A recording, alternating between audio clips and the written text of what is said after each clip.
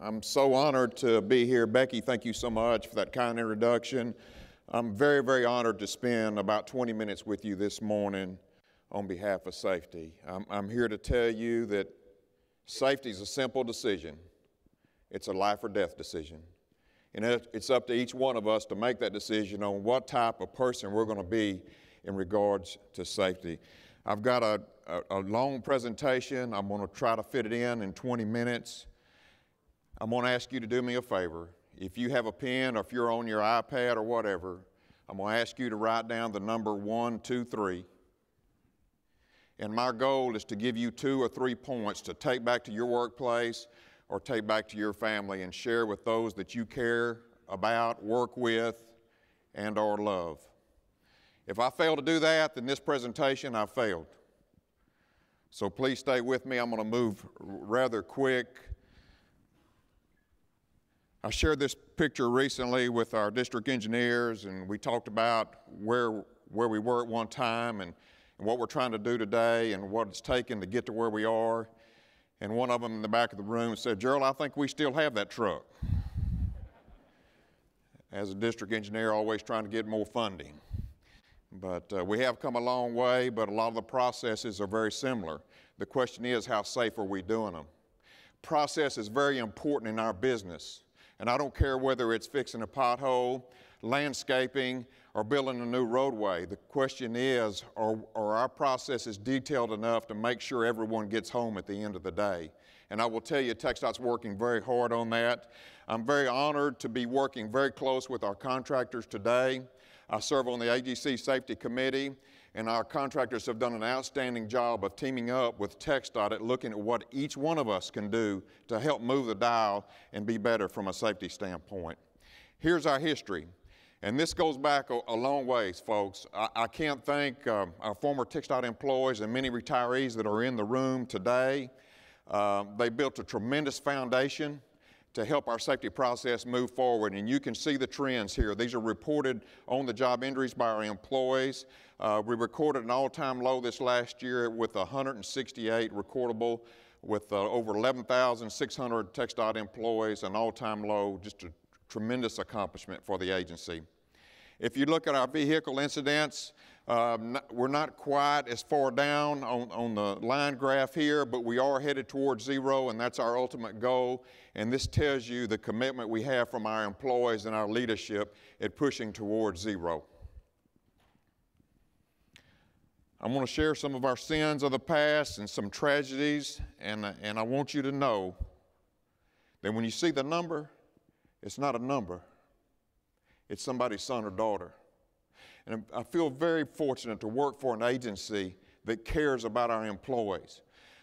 I've been honored to serve with Commissioner Mosley on this safety initiative, and thankful to work for a commission who cares about safety. In many different administrations in my 25-year career, the ultimate goal was safety, to help save lives so that this does never happen again.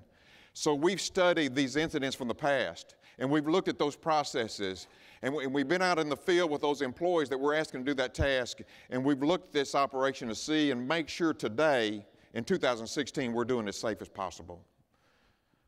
Here's some other trends. I'm going to share some of these with you. Flagging operations, something we do every day in all of the counties all across the state, and we've lost 19 lives in that area. So we had to look at that and see what we can do to improve, and we've worked very hard to ensure that doesn't happen again. Rollovers on heavy equipment. We've got employees, thousands of employees on heavy equipment each and every day. Where's the failure? What are we doing? What do we need to do to help prevent that from happening again? So we have an extensive training program associated with that so that we can reduce these type of injuries and serious incidents. Here's the bottom line. If you'll focus on the yellow there, at-risk behavior and hazards. Today in our agency, we're looking at behavior. It's all about that employee's attitude and approach. Attitude and approach. What is their thinking process associated with safety? And one of the things that our district engineers and myself, we get most nervous about is when that employee is not all in on safety. Not all in. That's where we get concerned, because where you see it is in the behavior and the actions of that employees, and what that will lead to is near misses. And the near misses will eventually lead to some type of minor injury or vehicle collisions. And then we're going to have the major one. And then at the end, we're going to lose a life. I'll give you one example. We've had, in the last 3 years, we've had over 300 preventable vehicle collisions. That 300 led to one loss of life. Someone's son or daughter. So we've got to focus on that 300 so that one never happens. In our industry, as many miles as we're traveled all across this state, this can happen on any given day. In your family, this can happen any day. For you personally, this can happen on any day. This was a 25-year TxDOT veteran who had never had an incident, never had an on-the-job injury, and one day he put safety on the shelf for 1 second and it nearly cost him his life as he went into an intersection and an 18-wheeler struck the rear of his vehicle. This particular incident here, I was given a presentation just like this, and anytime I give this presentation, I worry about that one employee that walks out the room or that falls asleep in the back of the room or doesn't care about the message. In this particular case, at the end of my presentation, the employee came up at the end and he gave me a hug. He had a University of Texas football shirt on, and it was kind of hard for me to give him that bear hug, but I did anyway. And he said, "Thank you, Jerald. I needed that message." And I said, "I hope you'll live it each and every day." 45 days later, I had my hand on his casket, and that's his vehicle. I don't know what happened in the cab of that vehicle, but what I do know is it left the roadway, the vehicle flipped, and unfortunately on that day, he made a choice either not to seatbelt in or he forgot to, and it cost him his life. And no one in this room, no one back home or at our workplace is exempt from this same thing happening. So we preach a lot about safety follow through. We must follow through with the process. At TxDOT, we put a lot of emphasis on training. I'm very thankful for our human resource and our training department. They do a tremendous job of working with us to make sure we have the best and the latest. And we put a lot of emphasis on this. Every employee goes through defensive driving. Every employee in the agency, every 3 years. We do not want them to be involved in an on-the-job collision or at home. For employees that are driving on a regular and frequent basis, Smith System Driving, we've gone the extra mile, and we send these employees through Smith's Driving where we ride with them and evaluate their driving habits, and we rate them on how well they're following these 5 keys. We're not through yet. There's other steps that we do. We have a truck driving rodeo where it's competition-based, but employees are graded on their skill level as they drive in tight environments, simulating the workplace to see that they can handle dump trucks. Our drive-along observation. We've asked every supervisor in our agency that has employees that drive on a regular basis to ride with their employee and evaluate them on the 5 keys of Smith Driving. And grade them out and coach them and help them to become a safer driver. On our backing initiative, we've implemented a program that when you walk up to your vehicle, don't just get in, pause. Walk around that vehicle, do a 360 degrees. I was in the Bryan district recently, and they've gone a step further. Not only do they do a 360, but the employee themselves that's going to drive, they do it. If there's 4 other employees with them, they don't ask for help. They won't accept any help. The driver takes ownership in doing a 360, planning the route and making sure nothing is around their vehicle. This has been very key for us to help reduce backing incidents and striking fixed objects. This is a personal choice. How many of you have ever used a cell phone while driving? Y'all are worse than our finance division. Brian, I'm picking on you. That's not true. But I asked that with one of our groups recently, and nobody raised their hand. Every one of us have done that. Every one of us. Are we going to continue to? Have we stopped? What message are we sending our grandchildren, our children, our spouse back at home if we're going to continue to be distracted while driving the vehicle? Please stop. Please stop. We can impact those around us, the people we care about, if we eliminate the distractions ourselves and let it grow from there. And that's what we're asking TxDOT employees to do. If all 11,000 can follow through with this, take it into their communities, look at the impact we could have at preventing fatalities. In our business, I've talked a lot about process. How do we do the job? And are we doing it safely? I'm very thankful to work for an organization that provides us equipment to say, let's provide protection for the workers on the roadway. And at the same time, that arrow board will let my grandmother know, who knows nothing about transportation, as she approaches that vehicle, to stay left or to stay right. Very important in our process and is a key to our overall safety. If we need additional steps such as cones and setting up the appropriate transition and traffic control, we must follow it. And we spend a lot of time with our employees on the field at following through with appropriate traffic control, because it's not only for us, it's for the traveling motorist, your family and mine, to ensure their safety as they drive through that work zone. Ramp closures. This is a high-speed environment. We've had to make adjustments on this. It's very dangerous for our employees, and you can see this setup here on this actual roadway because of traffic volume and what we're dealing with. We're changing out the exit sign. You can see the protection that we provided. We've got 2 attenuators there.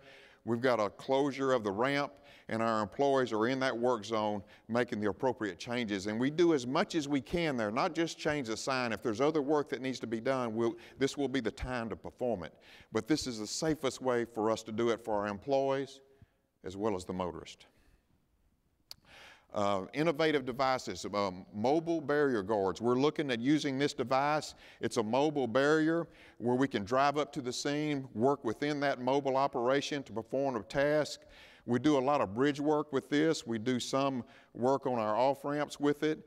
It's proved to be very beneficial and a lot safer for our employees as well as the public. Circle of safety. When we're in the work zone, we use this term around equipment.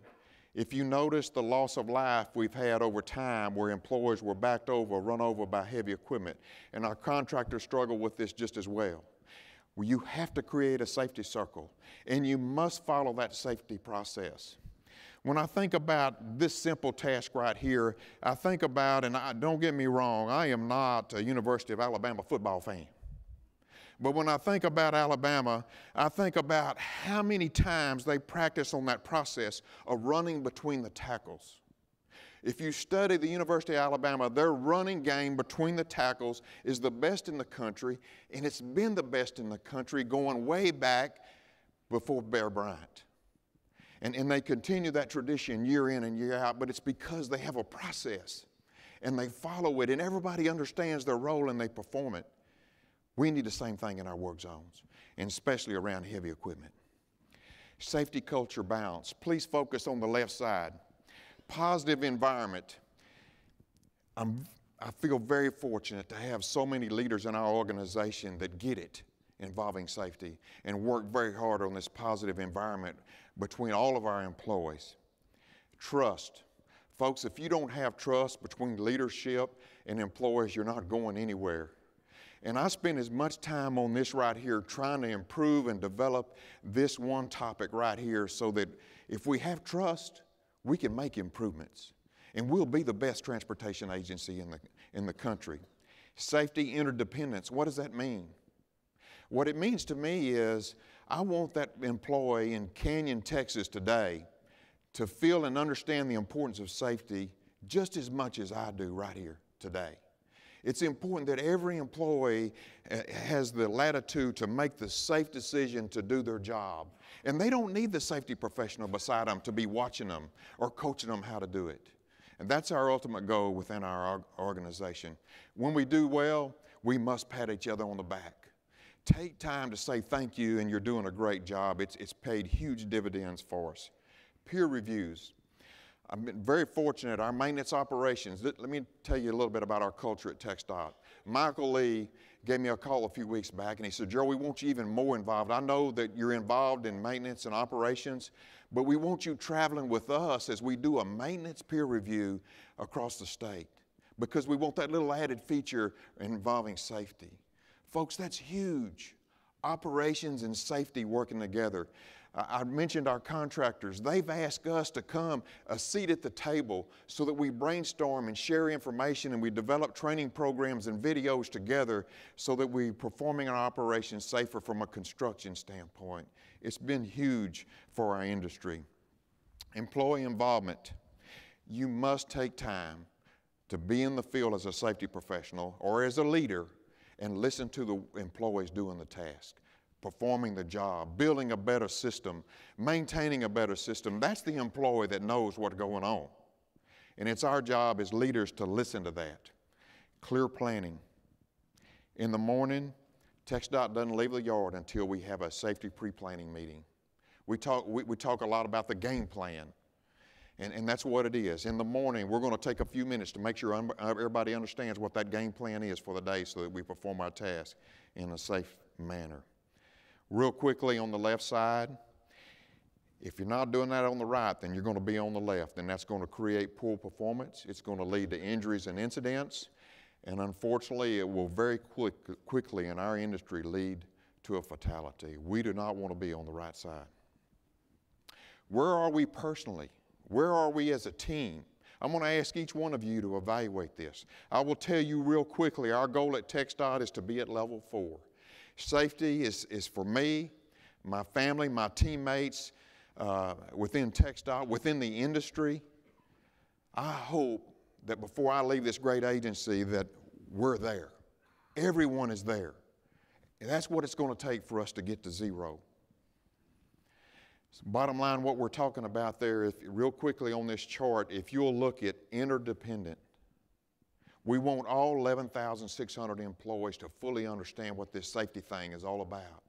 It's about safety for themselves. It's a life and death decision.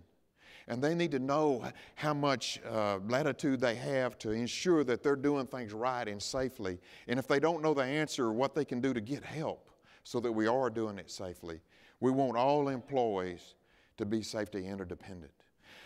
I had to leave my family early this week. We were visiting family in Florida, and sad to say, but they were on the beach yesterday as we were in a leadership meeting. And my son called me and he said, "Dad, I'm going to the beach tomorrow, but I know there may be undertow and I'll be safe as I'm out there." He's 11 years old. I didn't have to say anything to him. He brought it to me. He was already thinking about what the hazard is. And that's what we want from our employees. Our employees within TxDOT developed this. We needed more. We needed something else to help us to be focused on and remind us how to be safe. Our employees in the field developed this right here. We need a reminder, Jerald. We need a sticker. We need a training program. And that's what all happened out of this one saying. Focus on safety. And basically, it's very simple. Know what your hazards are. Do what you can to correct or eliminate it. Use the appropriate resources. Understand there's a risk at everything we do. And at the end of the day, safety will save your life.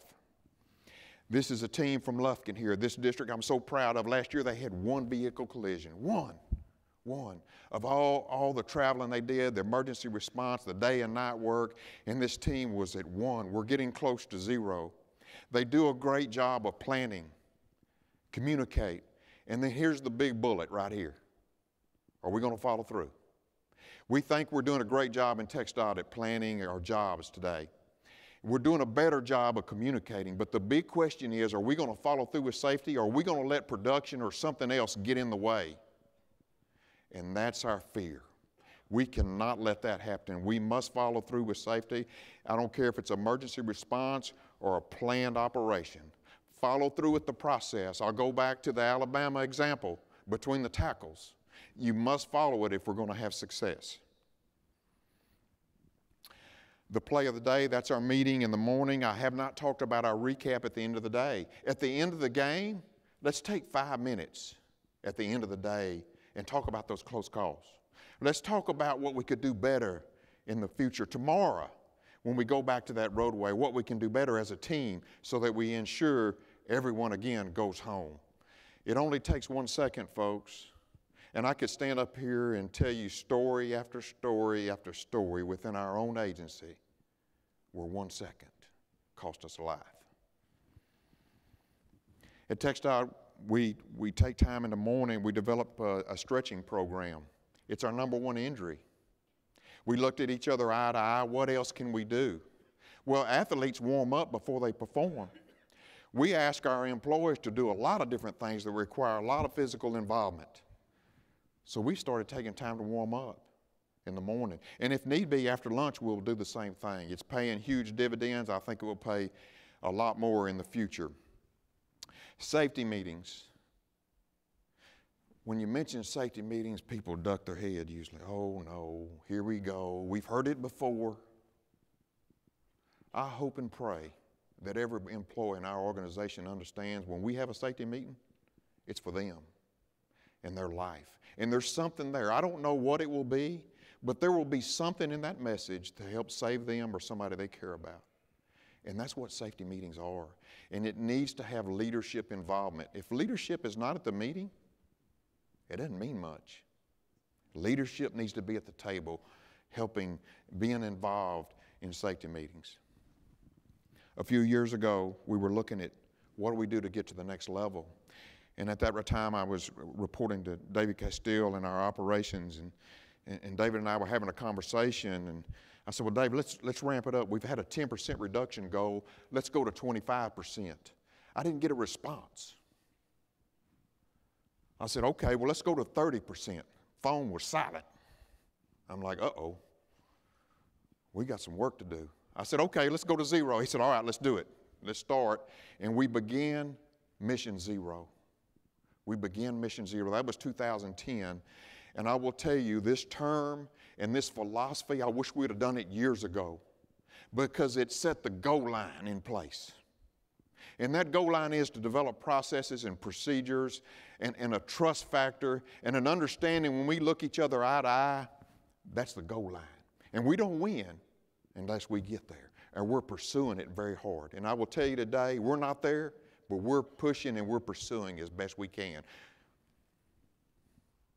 0 injuries, 0 lost time, 0 preventable vehicle collisions, and certainly 0 fatalities. And I'm very proud to say that in 2015, our leadership and our employees came together and working in every county of this state in all weather conditions, 0 fatalities. Huge achievement for us. So proud of that.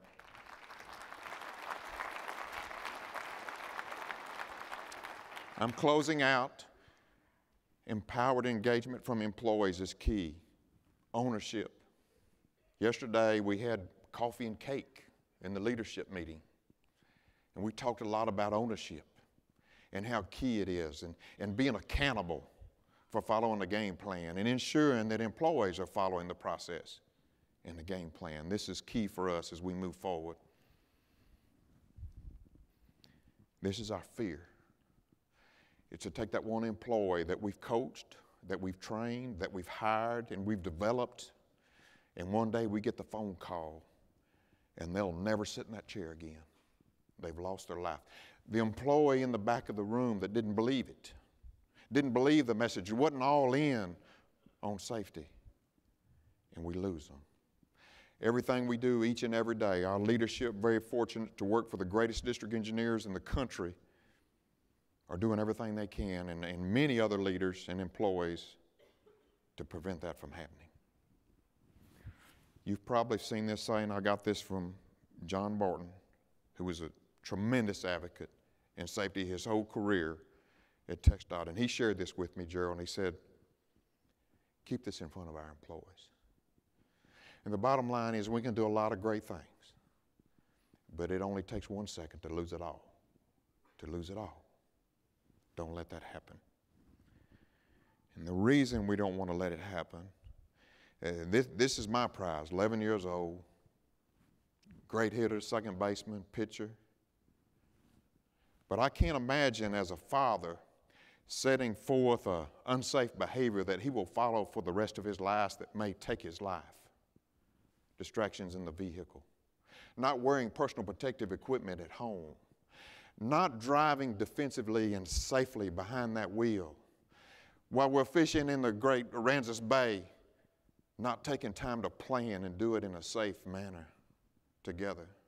That's the legacy I want to leave that guy, so that he will leave it with his family, and on and on and on. It's about 0 in the goal line, folks. It takes a process and a program, and it takes a commitment from everyone. I'm very thankful to work in this industry and for you and with you. Let's continue to work together and make it happen. Thank you so much for allowing me to share this morning.